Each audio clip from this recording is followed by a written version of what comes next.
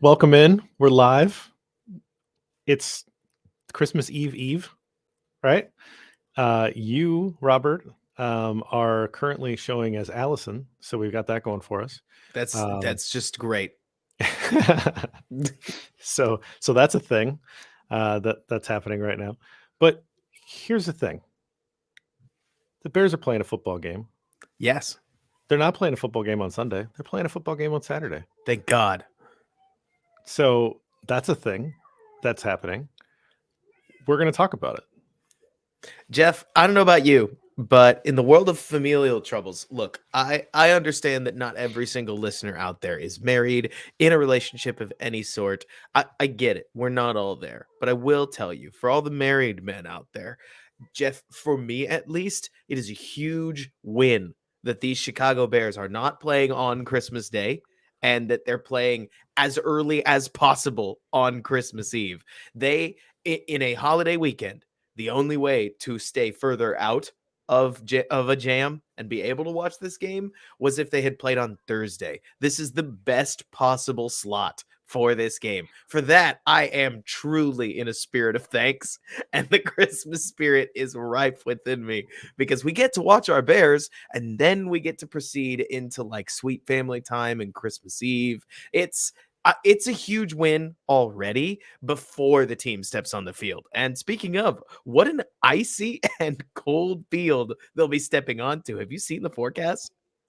Well, I mean, I'm living the forecast essentially, Robert. I mean, I live in the Midwest. I'm not some soft Texan that doesn't really know what winter is. It's 19 degrees here. You know that, right? You get a quarter. That's nothing. I'm still going running in 19 degrees. I did Okay, go running in 19 good degrees. for you, my friend. Well, that'll be fun. We'll have to talk more about that here in a bit to the audience, maybe in a week or two, kind of announce some of that stuff. But uh, it is. I haven't left my. I literally have not gone outdoors in 2 days. It is currently -3, feels like -31. And the first time that it's going to go above zero for more than 2 days will be tomorrow at 11 a.m. Is according to my app.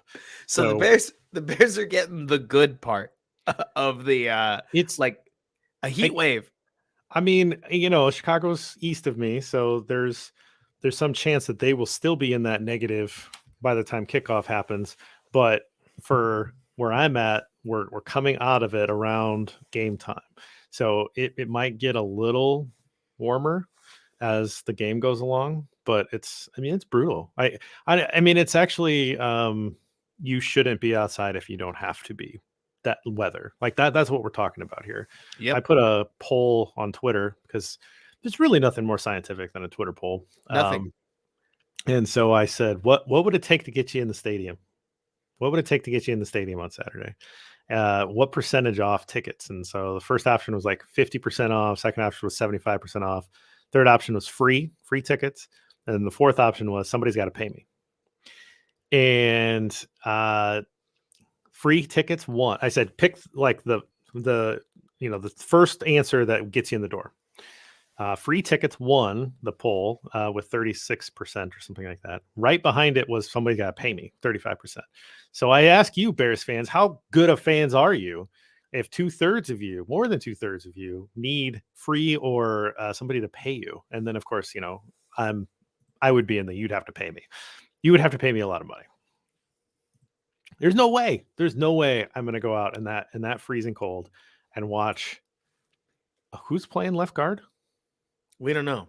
We don't know. We don't know. I've got a question mark on my visual. I don't know. I Jeff, I love the state of the visuals right now because we're in a spot in time when we're struggling to find a second star on defense because even our backup star has gotten hurt again. Though I feel like after last week's performance, we can officially star Kyler Gordon, even if it's just temporary, even if he's just Maybe wearing it because you got to do nobody one else more. is. It's got to go one more. We've named our sixth star on defense, but to be fair, we've also named like 5 or 6 on offense. Like we gave it to Fields fairly early on, and he's kept it. And then Montgomery's kind of bounced in and out of it. We had Herbert for a week, I think maybe Not if you've 2. been listening to this podcast and he played last Well, week. Oof. boy, yeah, Uh, Robert, that was a mistake. that I was, tried to that was bad. tell you twice. And then Jenkins was a star for a while. Mooney was a star at the first jump. So we've had a lot on offense as well. It's been tough. We've had almost as many stars on the Bears that we've identified as opponents. Like, I mean, it has been revolving door. So it's been rough. It's been a messy year for the Bears. And I mean, that's okay. This is the right year to have a messy year. I mean, truly, Jeff, I was thinking about this the other day. So, first of all, I'm almost surprised you don't have V12 on offense, though I guess it's not surprising. He has not earned his spot, so to speak. I saw that he was maybe the next guy up on the depth chart, and I was like, I'm not going to put him in there. I mean, I was thinking about this just before we get onto the preview show. Given 2 options, which would you prefer from your coaching staff? Option A, the player is as bad as he has been depth charted, right? Where Velus has not earned snaps. He gets snaps. He looks lost out there. Like, not just he's not running the routes right or he's not hitting the right depth, but like he looks like he has as close to no idea what he's doing as I've seen a Chicago receiver in quite a long time. Or option B, he gets on the field and suddenly he's as impressive as some fans thought he would be. Because I would argue, like the Thomas Graham. right, the Right. more I think about it, the more the former actually almost makes me feel better long term. People miss on draft picks all the time. It's a bummer to see a player not live up to, I wouldn't exactly call it potential, but it's a bummer to not see a player slot in like you hoped they would. But at least the coaching staff knows what they're looking at when they say, no, we can't give him reps. He's just not ready yet. And he gets on the field and he's not ready yet. You know what I'm saying? I do. I thought Simba Webster was hilarious after he caught that first pass, and I was talking about Lester on Monday's show, but it was a very like real moment of like, what do I do with my hands? I just caught a pass. Like, what do I like? He was just this not literally saying what he does with his hands, but like there was just this confusion of like, what happens now? I just caught an NFL pass. I don't know what to do. And then he catches another one. And it was just this like, what is happening? I've played, in the NFL for X long and I haven't had a catch yet. It was kind of funny. It was insane. It's also a little disappointing, if I can be honest, Jeff. So Nasimba Webster I'm not about to declare that he's like really, really good. I'm about to declare that Nasimba Webster is like the definition of your replacement player. Right? When people say above replacement, Nasimba Webster is the replacement player. And it is super disappointing to me, Jeff, that Nasimba Webster comes in and immediately established more trust with Justin Fields than Velus Jones did. I mean, at least in the eyes of Fields, at least Nasimba Webster curled where he's supposed to. At least he ran a flat route at the right depth. I can work with that. I mean, the cast on against the Eagles really, really had a poor day. I mean, it's not like it's all it's I don't want to sound like a Justin Fields apologist where none of it is Justin Fields' fault, but Jeff, I don't know if we've had so skewed a day from the receivers aren't where they're supposed to be, like the offensive line, when they do lose blocks, they lose them in a hurry, right? Like it looked like a hellish day to play quarterback, and yet Fields moved past it, which brings us to today, right? Cold game against maybe the only other team who's actually ready for it. Because say what you will, it's not an express advantage against Buffalo to be playing in extreme weather, given what they just endured. It was last Saturday, right? I'm sorry, Buffalo. Yeah, Buffalo. The Dolphins game that was last Saturday, right?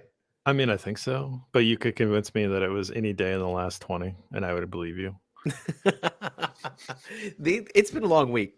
It has been a long week, but all that to say. So here's the thing: it was Saturday night. I didn't. Saturday night last Saturday night. So it's more to say that they're not exactly catching California car like in 0-degree weather. They're catching a team that understands the elements, and they're a team that understands the elements. I think they've played more games with inclement weather than they've played games with clear weather this season. And so this is no exception because this qualifies as extreme cold. But all the same, I can't help but think, okay, do you want to run the drill? Because I have a lot of thoughts about how this one will go. I was trying to figure out. You kept saying in Simba, like you're pronouncing the N, and In I don't think Simba. you pronounce. I don't think you pronounce the N. I think you It's just just say. Simba Webster. I think you say Simba. Every time I've heard somebody say his name, they pronounce that N. So I Okay, just so I could be wrong. I couldn't find it. But in my experience, you don't actually I agree pronounce with the you. N. It could be So commenters that have never heard anybody say his name and they just read it. yeah, You know? yeah. I Ready? don't know. I could be. It could be, or he could pronounce the N. It wasn't my experience, so I wanted to kind of check because I heard you say it. I always want to make sure that Right. I'm doing my best here. So, yeah, we should run the drill. Let's do it. I'm ready in 3. Start that clock. The Chicago Bears take on the Buffalo Bills in a Christmas Eve surprise. Christmas Eve comes early for Chicago Bears fans, or Christmas, I should say, as they take on one of the best teams in football in Soldier Field. And when the Bears have the ball, Jeff, we have another week ahead of us where the only thing the Bears have going for them is their quarterback, Justin Fields, and just how hard he is to play against. I mean, if you thought the cast was bad last week, the cast this week is that much worse. As wide receiver 1, Equinemius St. Brown, I don't believe has made it back onto the field post concussion yet. Tevin Jenkins, the Bears' best offensive lineman, obviously out with a neck issue, which is just never an injury that you want to see. And while they do finally get Khalil Herbert back, apologies for last week, it still should be quite an issue for this Bears offense to play against a Buffalo Bills defense that's generally speaking pretty good at everything. They're better up front than they are on the back end. They give up a lot more. Like you can see it on the stats, and you'll talk about it, that they give up more in the passing game than they do on the rushing game, but they're balanced enough to ultimately hold teams down relatively successfully. The big question mark that I have for Buffalo is, are they ready for a truly mobile quarterback? The only quarterback that they've played so far that was quick has been the Ravens, who they beat 23-20 as Lamar Jackson took it, or 11 carries for 71 yards. Mobile quarterbacks can be a real issue because what people don't talk about, Jeff, is that there's no good way to practice against them. How do you deal with a quarterback as quick and athletic as Justin Fields when you're warming up to play him, when the genuine article is just a different beast altogether? It's not an offensive scheme issue, right? It's not a question of can they blanket the Bears passing game, which they probably can. Can they stop the Bears varied running game? They probably can. But can they keep up with the most dynamic runner in football? I want to know the answer to that question, because if Philly can't, then I don't know who can. But what do you think, Jeff? What are the stats telling you? Robert, the thing that jumps out to me is just how good this defense is overall. They can score a lot of points, but in terms of on the offensive side of the ball, but they have been very stingy on the defensive side of the ball. 17.9 points per game. That's second best in the league. That is a Super Bowl caliber defense that we're talking about here. They're really good against the run, which is trouble for Chicago because that's how they're going to want to win this game.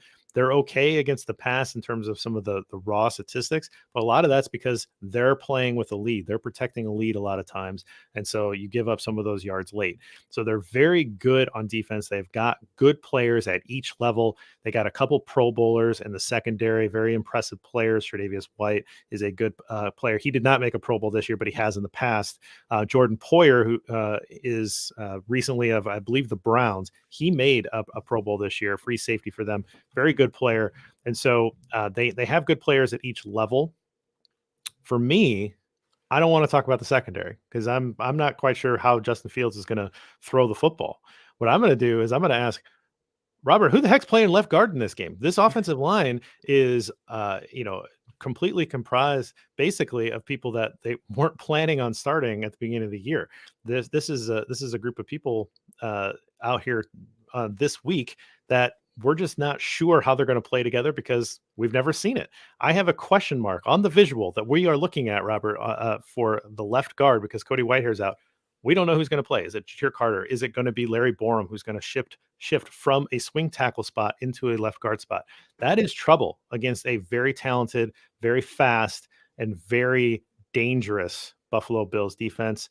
I'm worried. My matchup of the week is whoever's playing left guard. Can you hold up? What And you about know, you? it's funny.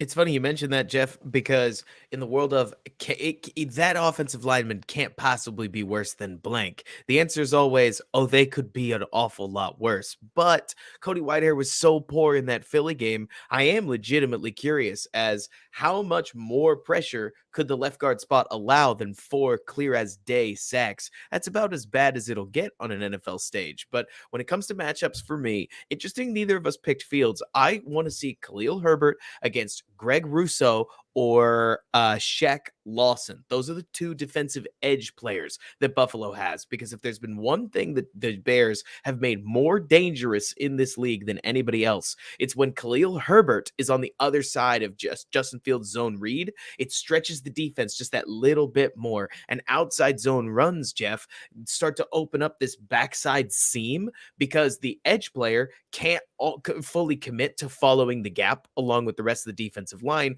lest Justin Fields take you for a ride and pick up 15 to 20 free, easy yards. This presents a phone booth window that number 24 has wiggled through multiple times this season for big, big gains. And that could be a way the Bears could look to generate explosives, even if they do stick with the ground game, like you're talking about. How many holes are really going to be there if the offensive line can't play at all? We'll see. But him against those edge players, especially if the edge players honor Justin Fields just a little bit more, could be a route to generate some offense. But offense isn't going to matter if the Bears defense can't keep points off the board. So let's talk about this Bills offense, because they have kept up a lot of what Brian Daboll instituted. It's a vertical spread offense that is absolutely beautiful to watch, Jeff, as basically they start every single play with Josh Allen's about to do something. And then whether it's Josh Allen running the ball or Josh Allen throwing the ball, sometimes it's short screens. Sometimes it's quick hits like slants, ins, curls. Sometimes it's deeper routes. Stephon Diggs has established himself as one of the best receivers in football. So you always have to make sure you're honoring number 14 no matter where you are. But this is an offense that we dreamed for Justin Fields in the offseason, both you and me very personally, as Daboll was a major target of ours. And it still fits Josh Allen perfectly, as I believe it's Ken Dorsey running it at this point. And the Bears on the other side, it is becoming a matter of who do they have left, as it feels like every time a defensive star surges a little bit, another defensive player gets hurt. And Jack Sanborn leaving, I can't believe I'm saying this about a UDFA, feels like it hits the Bears pretty hard, as he's a capable linebacker that was able to make some key tackles. And against a quarterback that will run on you if he gets the chance, you're going to need a linebacker ready to take a hit, ready to deliver a little bit of punishment. We'll just have to see what's going on there. The Bears have started to run a little bit more cover 2, especially when they're ahead of the chains. I thought their run defense had a really surprisingly good game against Philadelphia, but we'll just have to see. The Bills don't really want to run the ball. So how will they throw the ball in the elements like this? It didn't trouble them last week. It may not trouble them again. What do you see in stats? Robert, you say they don't want to run the ball, and part of that is a reflection of Josh Allen actually leads this team in rushing. He has 705 rushing yards. The next highest is Devin Singletary with 684. Singletary's made every start. It's not like this is an injury issue. They will run Josh Allen. They are comfortable with that. He's built like a tank. They are fine with it. They put him in harm's way. Not a big deal to the Bills offense. This is a guy that's in the MVP conversation. They're fighting for the number 1 seed in the AFC. They don't have a problem putting Josh Allen in harm's way, just for the record there. One of only 3 quarterbacks to lead their team in rushing as of right now. Obviously, Justin Fields is one of those, Lamar Jackson the other. My matchup this week, Josh Allen against Jaquan Brisker. I don't know, man. I got him starred.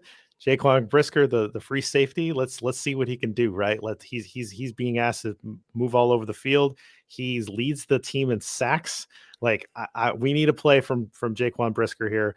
Josh Allen is their offense. Obviously, he's got a great number 1 in Stephon Diggs, but maybe Brisker can neutralize. Maybe he can make a play. Maybe he can force a fumble. Robert, you got 1 minute to tell me your matchup of the week. I've never seen a corner play so well while also giving up 180 some odd yards passing in Jalen Johnson. And Jalen's going to have another very good game today against Stephon Diggs. This is a nightmare matchup for Jalen. It's not his type of receiver to defend. Stephon Diggs is everything he doesn't want to deal with. Shiftier, smaller receiver that can get your hands off of him and then get behind you. But he's going to just have to figure it out, because because the Bears are still going to have to keep loading the box. That's going to leave Jalen Johnson one-on-one on the outside. Stephon Diggs is going to try to take advantage. So I have to star that matchup, not because it favors the Bears, but because it will it'll twist this game one way or another. But the Bears and the Bills are not the only teams that could be looking to win. As Jeff, so will you with prize bets. Let's talk about some prop bets, Jeff, as we go through this. We had a relatively good week last week. Hurts obviously popped his over on passing, which we didn't nail, but we got just about everything else. I remember Hurts' touchdowns were also a question, but if it's me, I have to take the Buffalo sacks again, because taking an over on sacks against Justin Fields has just been a giving prop this season, almost a free square. I mean, you're going to miss it every once in a while, but Jeff, that's as easy as things get. What about you? Well, it makes a lot of sense, Robert, especially with this offensive line issues and with the backups coming in and ever playing with each other before. Like that's a real issue for an offensive line. You'd like to see some continuity there. So that's kind of the easy one there. I think there's a couple of fun ones on the board here, but I think, like you were saying with Jalen Johnson, that's a tough matchup. I still think the Bills are going to want to throw the ball because that's in their DNA. So Stephon Diggs, receiving yards 64.5. It's not a particularly big number because of the weather, but I'm going to go there. I'm also going to go above 74.5 for Justin Fields rushing yards. It's a big number, particularly for a quarterback. But again, he's now sort of put it out there that he's interested in getting that record. He's at 1,000 yards rushing on the year. He's only the third quarterback to do so. He's going to pass. He's going to get into second place for rushing yards for a quarterback. Probably in this game, he needs like 40 to get to the second place spot, but he needs 206 in 3 games. I think the Bears are going to make it a priority. I think they're going to want something to kind of push for. I think this offensive line rallies behind something like that. And so he's going to lay down a good base in this one where they're probably going to want to run the football a lot anyway. So I'm going to go over on the Justin Fields 74.5 rush yards. Life's too short to take the under, and especially when your whole offense's identity is quickly becoming Fields run the ball, please. If you don't run the ball, we're screwed. Taking an over on one of the most, again, electric athletes in football. I mean, Jeff, multiple times in that Eagles game, the Eagles would get a defender on Justin Fields, specifically Brandon Graham twice, who shoulda, coulda, woulda had the tackle, and Fields just runs right out of it and makes it a 15-yard, 18-yard gainer. These aren't 6 yards. Right? This isn't, oh, the quarterback got the edge, he'll get 4 or 5 yards. These are explosive plays by any rushing definition. It is crazy watching what he'll do with the ball. I'm going to be a bit of a Debbie Downer because I think that Cole Kmet, whenever he gets keyed on, doesn't perform at all. I think Cole Kmet is the best receiver. He is at his best when defenses just forget about him. And so since he's not forgettable, the Bears don't have enough receivers to not be thinking about Cole Kmet. I think number 85 is going to get squeezed in, and I would love to see him prove me wrong in this case. What about you? Any others that stand out? Last one for me, Bears defense. They have absolutely nobody on that defensive line that scares anybody. Josh Allen will hold on to the ball and try to make a play, but the Bears defense just has no pass rush. Jaquan Brisker literally leads this team in sacks. Like that's where we're at. He has 3. It's just a really bad, pathetic year for this Bears pass rush. So I'm going to go under on the 1.5 sacks. I know that that's sad, but that is what it is, particularly in a game where you might expect the Bills to dominate the game flow, which means that they might run the ball more, and they just don't really fear anybody on this Bears defensive line. So that one seems kind of easy to me as well. That's it, man. That's the drill plus the bonus. Thanks, everybody. Really appreciate it. We'll see you next week.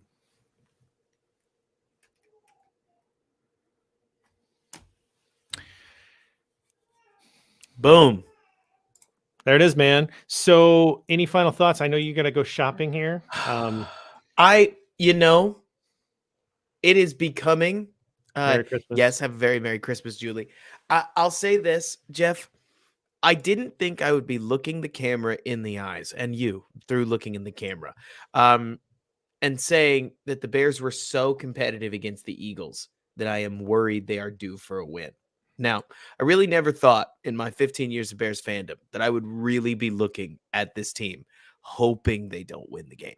right? Because when the like when the clock starts and when the football gets snapped, I want the Bears to win. It comes over. I can't get rid of that, nor would I Yeah, want to. right. But the Bears have taken so many games where I think they're finally going to get blown out and not get blown out like at all. That it is quite surprising to me. I mean, truly, it feels like the Bears have a leader that they rally around and that they Mhm. just figured out every single week and managed to lose another one score game through some weird coincidence, right? In this case, it was a Velus Jones fumble that really put that nail in the coffin. So I'm really curious to see what happens here. I mean, weather can be an evening factor Right. between like different aspects of a football team. The Bills should be dramatically better than the Bears, but it feels as if like I would love not love, but I would be perfectly content being wrong and the game being over at halftime and it being 20-3, right? But it just has not worked out that way at just about at all this season. Because Eric, you mentioned the Bills crushing us like the Cowboys did. The Cowboys had a game on their hands until the mid fourth quarter. I understand the score differential ends up massively out of balance, but the fact that the Cowboys did not have the game in hand until the very end of the game to me suggests that there's a different story to that one. I mean, Jeff, it feels like if somehow the Bears managed to make this one close, like I think the Lions look like one of the most dangerous teams in the NFL. I think that the Vikings may or may not end up with something to play for, but I still can't come away from that Eagles game with as bad as they played and as close as the game remained anyways, thinking anything other than, well, Phil's going to show us something else. Like there's magic in what this kid can do. Like he's got those like Mike shoes on, you know? I So think the let's difference see. is the Bears forced three turnovers in that one against the Eagles, and that really kept it close. And they just haven't done that all year. And they didn't give the ball away until pretty late with Valus, right? So I think that's what kind of kept that one closer than what we thought. They played out of their minds to keep that close. Like don't get me wrong, but I think the turnovers, which were largely unexpected, particularly against a team that really takes care of the ball and takes the ball away, like Eagles, like you never would have bet that the Bears would have won that turnover differential in that game pregame. Like you would never would have put that bet out there because it's just not something that the Bears have been able to do this year, and the Eagles have shown it time and time again. So that's kind of wild.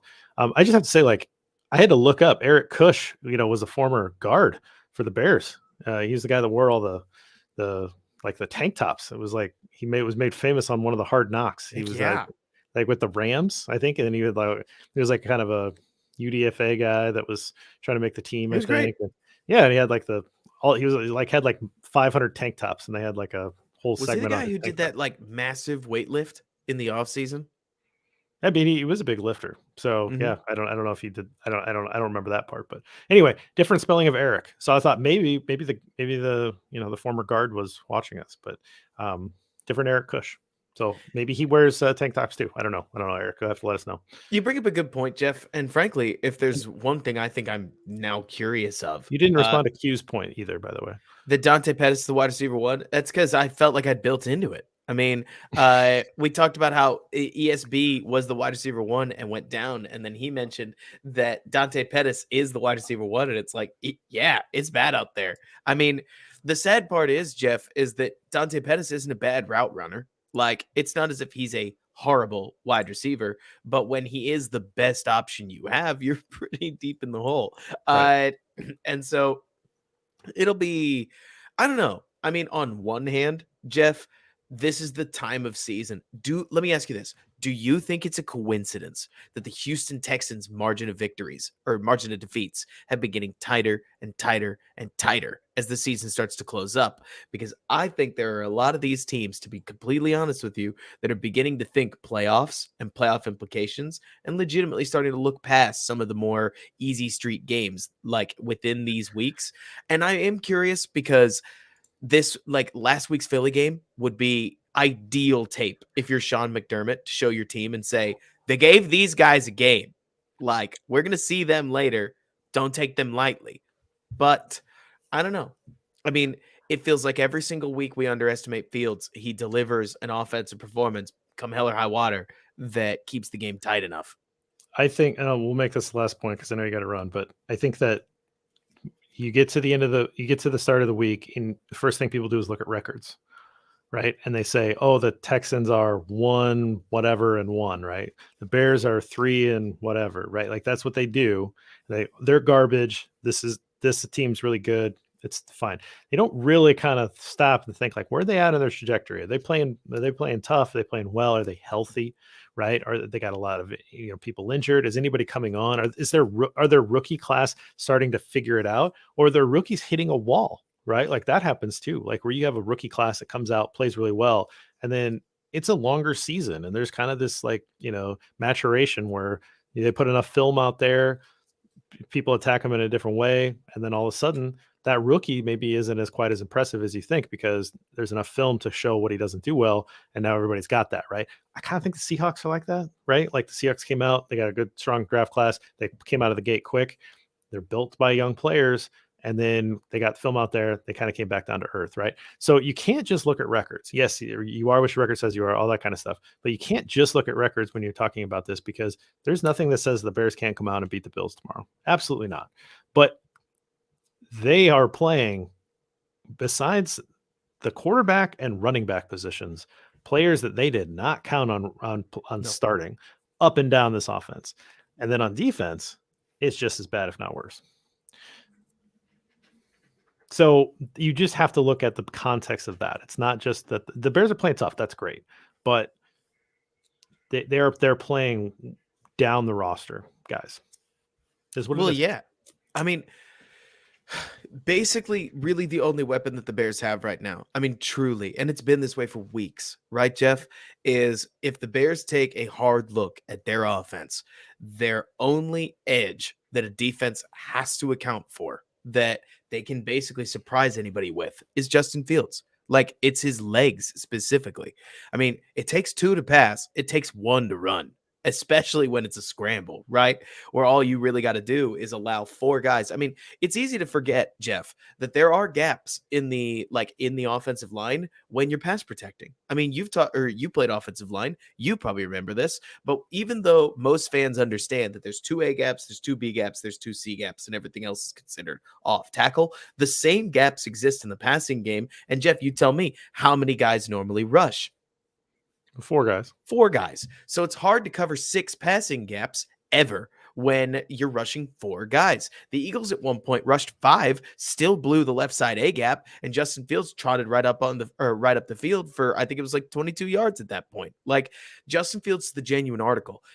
That's not to be like he's a franchise quarterback. This isn't even to speak in platitudes. He's really hard to scout team. Like, it is hard to fake Justin Fields. And then you go out, you play him, and that Packers nickel corner says, I got him. And you saw what happened to him, JB. Like, as soon as you think you have Justin Fields, suddenly this 220-pound 6'3" behemoth turns up field like he's Darren Sproles, and the dude's gone. Like, Hassan Reddick got 2 very, very thick tackles that would bring just about any quarterback in the league down, and Fields shook out of them both. Like, our eyes are beginning to get accustomed to a quarterback that should not be, basically. And we're starting to think this is normal. You know what I mean? But the Bills, if there's not, but yes, I get what you're saying. Plus, Josh Allen, I think the last point to make there, Robert, again, we got to get you out. You got to get shopping. You got to spend some money. Stimulate the economy, my friend. But we just saw Jalen Hurts. Jalen Hurts isn't necessarily the prospect that Fields was coming out. Good prospect, don't get me wrong, and he's shown incredible maturation and growth in his career. That's excellent to kind of keep in mind as you think of Fields. Josh Allen also showed excellent, like, kind of 6th level kind of stuff where you just don't see it, especially with the accuracy and the passing. But he has grown every year as well. Those are 2 really good comps to remember when you're thinking about Fields, because he's not a finished product. He doesn't need to be. Like, that's no quarterback's a finished product in their second year, or if they are, then that's actually not good, right? Like, Mac Jones may have been a finished product when he came out, and then he stayed there, and that's what he is, and that's fine. He's this level, right? Fields is going to be able to keep growing, and you have these last 2 weeks, this week and last week, to kind of show you where that potential goes. Allen's a lot of fun to watch. If for those that just watch Bears, and you don't watch a lot of Bills, he's a lot of fun to watch. He plays a lot of hero ball, but he's really fun to watch, particularly when it's in structure. there's some things to learn about what maybe Fields can get to with that balance. So I'll finish with the one thing that is about the most positive thing I could say, JB. I am struggling to see this season as anything other than Justin Fields is too productive a player. It's almost like we're talking about a statistical variable where Justin Fields he has to get a certain amount of yards, that he's basically too good a player to not produce or account for a certain amount of yards within the confines of a football game. And because the passing game, which again is a team sport, I mean, it's not as many players normally as a traditional running game where you need upwards of 10 players running back plus about 9 blockers to gain yardage, right? But passing game, you still need 5 offensive linemen and at least 2 receivers usually, plus a quarterback to generate the yards. Well, the passing game isn't very good. So Justin Fields has been clocking in at 150, 160, 170, sometimes less passing yards per game. The rushing yards feel like they are becoming a product of the passing game being so bad that the player just has to produce by running the ball, right? To me, Jeff, it doesn't look like, oh, wow, Justin Fields isn't a good enough passer to support a better passing game. It's everything. Sometimes it's Fields, sometimes it's the offensive line, sometimes it's the receivers, sometimes it's the tight ends, for crying out loud. It's everybody. So because of that, it has been wild to see Justin Fields begin to turn out 19 and 20-point offensive performances that during the Nagy years we would have salivated for. Imagine how many Nagy games we would have won had we only scored 20 points. Right. And Fields is starting to do them so out of structure and so improvisationally. It almost suggests that if you get any decent structure around him, the rest of that will still stay there. So I'm really curious to see what happens against this Bills team, because this is another one of those moments where the structure is going to get obliterated. Like whatever the Bears try to do, a lot of it is just not going to work. This defense is better than them, which puts it in the hands of the quarterback to go be a hero. And so far, Justin Fields over the last couple of weeks has been a way better hero than the offense has been an offense. And that makes for fun football. a lot of hero ball. Have a good holiday, my friend. Have a good holiday to all of you. We will be back next week. We'll be back tomorrow. New Year's stuff. I will be back tomorrow morning. As will I after the game. And then you will be back tomorrow afternoon. So it'll be a quick show, by the way. Like it'll probably just be me. Talk 10, 15, 20 minutes. Merry Christmas. We'll get out of here. Yeah, right. Bet. All right. All right. We'll see you guys. Take care.